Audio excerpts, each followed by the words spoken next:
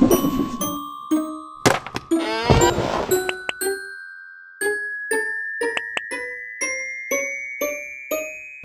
hello! Welcome to the Global Bookworm. My name's Kelly and I've been a bit AWOL and crap recently. This is the first proper sit down, talk about books video that I've done for ages because I've been traveling. You may have seen some of the travel videos that I've uploaded, although I haven't done Vietnam or China yet. I will get to that. I'm in Australia now. I've been in Sydney for about 7 weeks, although I've only got about 1.5 weeks left before I head to the Outback. And in the meantime, I've been working at a bookshop, a very big bookshop, and I have a staff card, I get certain perks, and I've been buying books. Even though technically I'm still a backpacker and I'm going to fly to Adelaide soon, I've been buying books. And I didn't realise how many I'd bought until I brought them here and stacked them up ready to do this video. And yeah, well, you've seen the thumbnail by now. There's quite a lot, and I'm going to worry about packing those in the new year. So this is a book haul video and a little bit of an unboxing, and I'm going to go from sort of, well, I'm starting with some less exciting ones, and then the unboxing is going to be at the end. So let's go. Oh, by the way, because I'm in a share house and because I'm only here temporarily anyway, there are no decorations in this house. We're very non-festive, and you know, the sun's blazing outside, so I don't feel very Christmassy, although I am happy. Anyway, this is my Christmas tree. It's basically someone's gift bag in the shape of a Christmas tree, and I'm gonna just put it there, and that's my attempt at festivity. Thank you. So starting off with, actually no, I'll start with this one. Half Bad by Sally Green. I read this one at the beginning of this year. See, I already want to say last year, but it's not 2015 yet. I read this at the beginning of 2014, loved it, by Sally Green, about a boy who is the son of a black witch and a white witch, and the two sides do not mix. And I was surprised by how much I liked this, and I do have a copy, but it's now in a box in Spain, as with all the rest of my library, and it was free in the staff room at work, so I helped myself to it. Half Wild is one of my most anticipated releases of 2015. I will be filming that video soon, so I don't know, I suppose it was unnecessary, but I have it now anyway. Put that one there. Next, not free but very cheap, the Silver Linings Playbook, second-hand copy. I want to watch the film for this, and I always like to read the book first, so here I have it. And it's by Matthew Quick, and this is one of the few movie tie-in covers that I actually like. I just love like his eye and her eye. It's just, I really like it. Oh, she looks really gorgeous here as well. Doesn't she always? So I have this one. I haven't really read it. It seems to be about two people with issues. Isn't everything? I'm not going to pretend I know what it's about yet. It seems popular, so I'm going to go with it. My friend gave me a little Australia Dorling Kindersley travel guide. It's an out-of-date one, but I don't really think you need to be the most up-to-date when it comes to your travel guides. Things don't change that quickly. The continent's still the same, isn't it? And then the last of the boring things is the Australian WOOF book. WOOF stands for Willing Workers on Organic Farms, so instead of doing that paid fruit picking thing for your seasonal work in Australia, which allows you to get your second-year working holiday visa if you do it for 88 days or 3 months in a designated area code. You can also do volunteer work where you get basically free accommodation and food, and usually the work is a little bit easier and you get to go to some prettier places. I'm going to somewhere about 6 hours from Adelaide. I forget the name of the town, but apparently it only has 12 people in it, so technically it's not even a town, it's like a campsite. But I'm going to be there for 3 months, and I'm lucky that I found a position so quickly, because I actually applied for it, or I asked for it. I don't even know how you would term it. I found it basically the second week that I was here. I found a job, my woofing position, and a flat all in the first 2 weeks. I did pretty well. So I just put that there. Okay, I promise that's the end of the boring stuff. Now, at work we have literature, classics, fiction, and then we have a whole separate category that I've never had to deal with before, even though I've worked in a bookshop before, which is Australian fiction. I know nothing about Australian fiction, although the new Man Booker Prize winner, The Narrow Road to the Deep North, I should know the name of this, but I blanked on it. We have that, and I might read that, but this one was recommended to me above that. It is called A Fraction of the Whole, a novel by Steve Toltz. And this is not YA. I know I usually read YA, but as you'll see when I do my New Year's resolution, my bookish resolution video, I am trying to branch out. I want to be able to call myself well-read, not just within one genre. So I thought I would read this one. And it's a father-son relationship.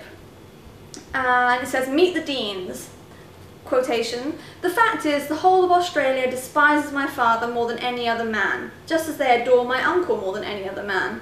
I might as well set the story straight about both of them." So it's a family story. It's quite chunky, but I've heard nothing but good things about it. And I'm looking forward to reading it. That is A Fraction of the Whole by Steve Toltz. Again, I bet you're not interested in that one. So let's get on to the YA. I have Trial by Fire by Josephine Angelini. This is about a girl who in her world is very sickly, but she's called Lily, but she goes to an alternate world where she's powerful, and actually she has sort of a parallel self, an alternate self called Lillian. And that Lillian is not very popular in the world that she's gone to, or I don't know. She's controversial anyway. So you've got Lily and Lillian now both in the same world, and I basically just got it because it's Josephine Angelini. She wrote the Star-Crossed trilogy, which I read last year, and it was so good. I was really impressed by her, so I will pretty much buy anything she writes now. Well, at least for a few books. If these turn out to be duds, then I'll wean myself off her. But I don't think they will. Next, because I saw the movie trailer with that guy from the cancelled TV series The Tomorrow People, I bought The Duff, which is the designated ugly fat friend. And basically, this girl is friends with two, well, more traditionally pretty girls, and she's at a party when this guy, sort of the class slut man, what does she call him? Man whore? I don't know, but they have this, well, not even a love-hate relationship. They sort of just don't like each other.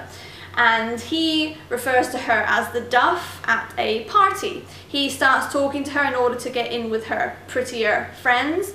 And she says, "It's not going to work, you know." And he says, "Yes, it does. It always works. You just, you know, talk to the Duff and their prettier friends will like you." And she doesn't know what the Duff means until he tells her, and she chucked her drink in his face, quite rightly. And the trailer looks really good, and I just, again, want to read the book before I watch the movie. I'm actually really looking forward to reading this one. It's by Cody Keplinger, by the way. Put that one up there. Next, Ready Player One by Ernest Cline. I've been wanting to read this for a long time, and I wasn't going to buy the physical copy because I think the type is quite small, but I kept having to shelve it at work, and then I bought it instead of shelving it one day. It seems... So imagine the world at stake, an epic struggle between good and evil, the greatest quest in history, the fate of humanity resting in your hands. Are you ready? And it seems to be very... I think there's some kind of computer game involved, and this boy is playing it, and I don't know, but USA Today says, "Enchanting, Willy Wonka meets the Matrix," and that is awesome. I usually don't like it when they do those little blurby comparisons between other works, but I'm sold on this one.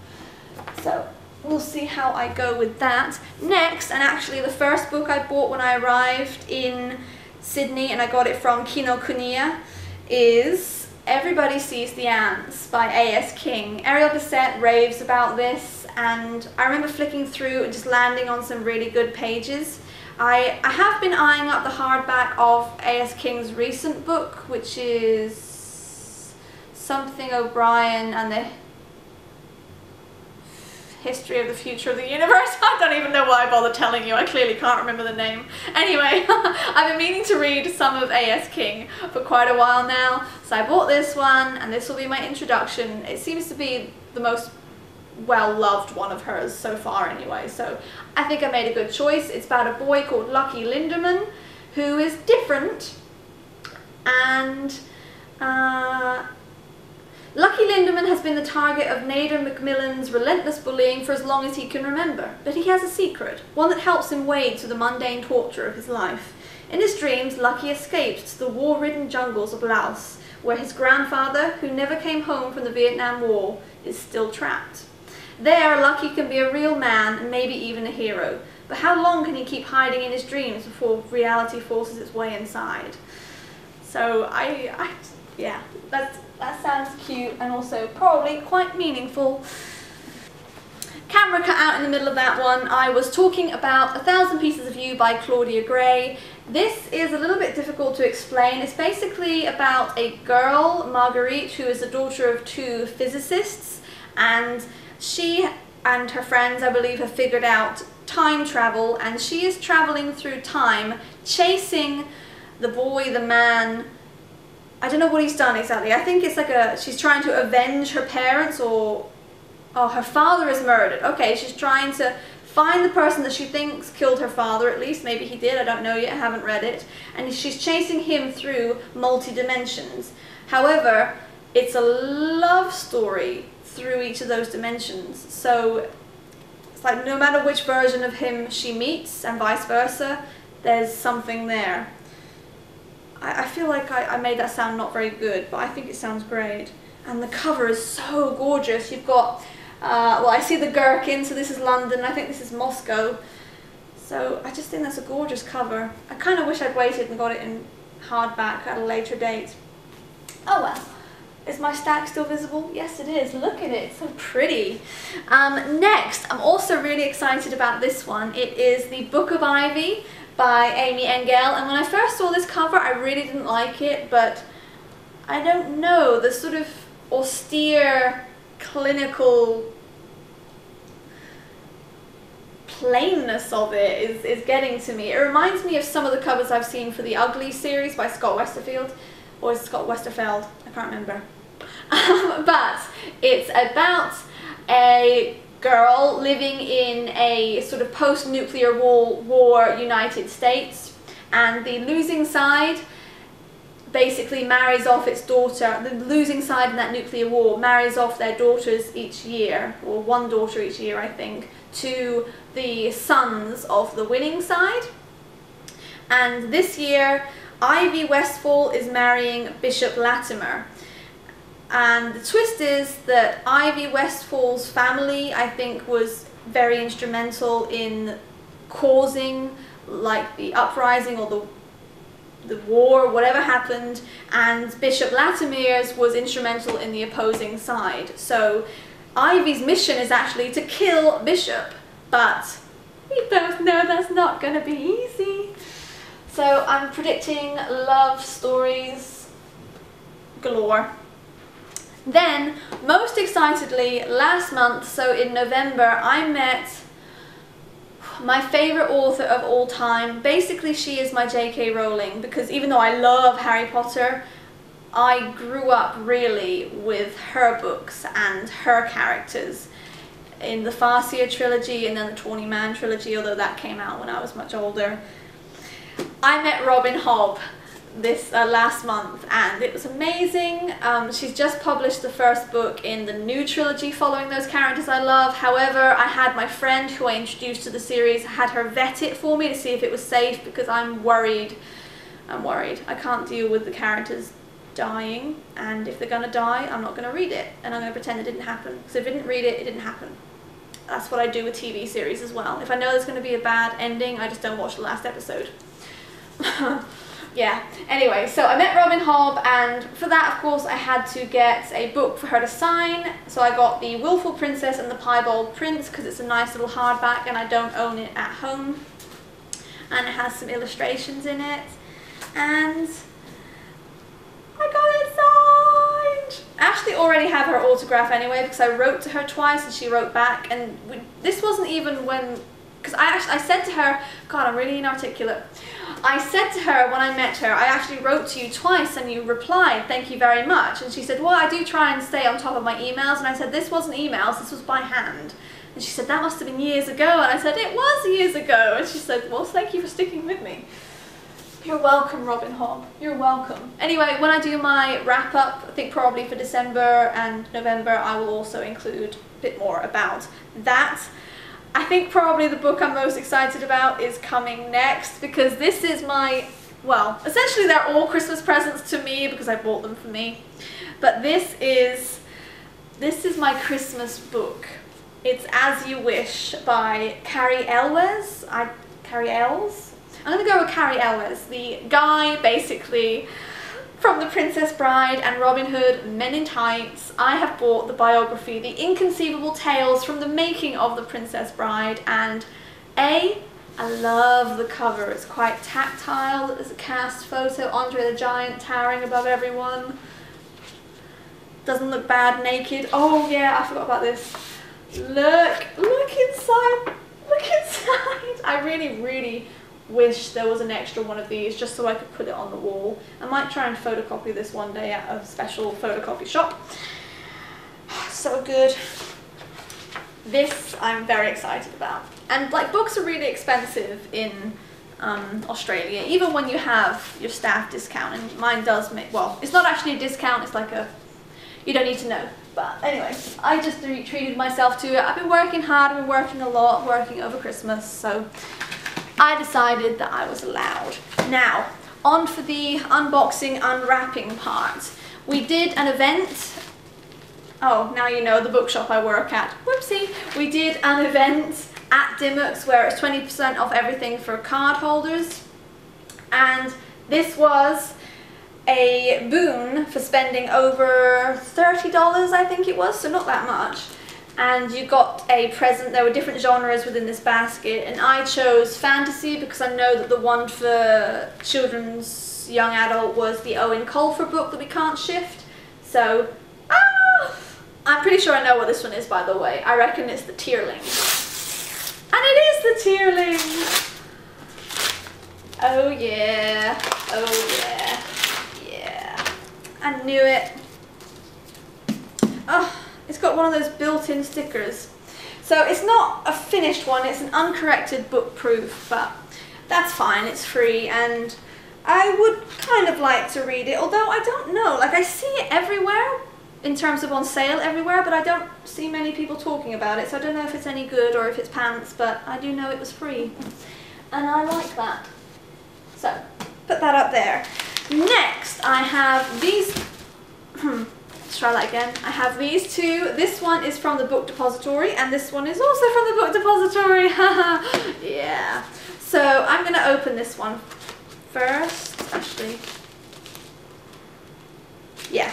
I'm going to open this one first. I hope these are in good condition because these arrived weeks ago, and I saved them for this video. And I'm probably too late now to do anything about it if they're all busted up. So far so good. Oh, I love this colour. Again, you'll see when I do my bookish resolutions, I'm aiming to be a more well-rounded, well-read reader next year. So that includes branching out, and I really want to read Persuasion by Jane Austen. I really like these editions. They're sort of I don't think it's trying to be faux leather. Maybe it's trying to be faux leather, but it's kind of a leathery-ish cover with this sort of imprinted text from the story, quotes and whatnot. It's really nice, and this one's quite nice and thin as well. And I just like the idea that this is about a woman. She's 27 in the story, and she's unmarried, so she's pretty much put out to pasture. She's kind of at the mercy of her family. She's very good-natured, very sweet and obedient, and that, I don't think that's her no. I guess that is a weakness, but also it's her strength. She's a good person. I quite admire people who are like that, because I'm not. I'm the antithesis of that. I'm not very biddable, basically, and she is. And she was persuaded, basically, to not marry the man that she loved, and she's regretted it ever since. And I just love the idea that there's a book written about a woman who just made the wrong choice. She was persuaded, and the results of that are this story. So yeah, she was persuaded not to marry this young gentleman, or not, I don't know if he's not even a gentleman, he was just a young man. She is from a wealthy family, he was not, although he has since, in the intervening years, made his fortune. He's come back as Captain Wentworth, and Miss Anne Elliot, unmarried and not expected to get married now, has not moved on. And I've seen all the like costume drama adaptations of it, so I know what happens, and I just, I'm looking forward to reading this. I might get the same series, like the same editions in Jane Eyre as well, because I'd like to read that one. So, I feel like this video is going to be very long, but we are drawing to a close. Last book. I can't even remember what this one is, to be honest. Oh, I do. We've got it in stock now, but at the time we didn't have it in stock. It is Me and Earl and the Dying Girl. I read the beginning of this in Kinokuniya and it cracked me up, so I had to have it. But it was cheaper online, so. And I couldn't get it in my bookshop because we didn't have it, like I said a million times. This is about a boy called Greg, who makes films, not very good films apparently, with his friend Earl. And although they're not really friends, apparently it's a thing that they're not really friends.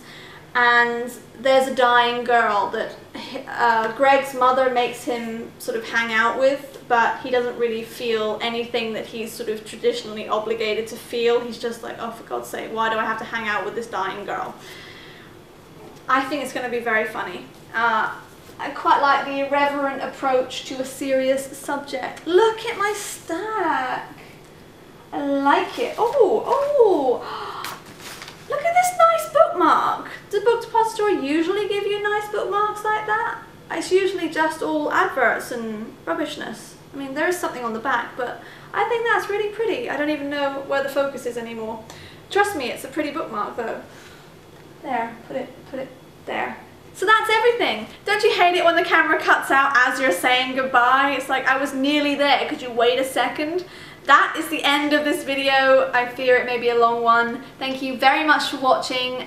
They are my books, and they're looking intimidatingly not very packable given my current luggage situation. But again, we'll worry about that one in the new year. Thank you guys. I hope you are surrounded by family, friends, and books, and I hope that I'll see you in the next video. Bye for now.